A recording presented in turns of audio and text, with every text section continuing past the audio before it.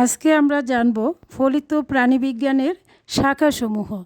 বিভিন্ন প্রতিযোগিতামূলক পরীক্ষায় এই শাখাগুলোর কোনো না কোনো একটি অবশ্যই আসে। তাহলে আমরা জেনে নিই শাখাসমূহ। সেরিকালচার রেশম চাষ বিজ্ঞান, এপিকালচার মৌমাছি পালন বিজ্ঞান, এভিকালচার পাখি পালন বিজ্ঞান, পিসিকালচার মৎস্য চাষ বিজ্ঞান, হর্টিকালচার উদ্যান পালন বিদ্যা, প্রন কালচার চিংড়ি চাষ বিজ্ঞান, পার্ল কালচার মুক্তা চাষ বিজ্ঞান, ফ্রগ কালচার ব্যাঙ চাষ বিজ্ঞান। ফ্রগ মানে ব্যাঙ, এটা সহজেই মনে রাখা যায়।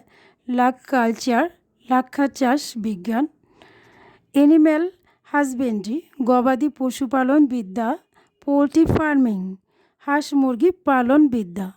বারবার অনুশীলনের মাধ্যমে এগুলো সহজেই মনে রাখা যাবে।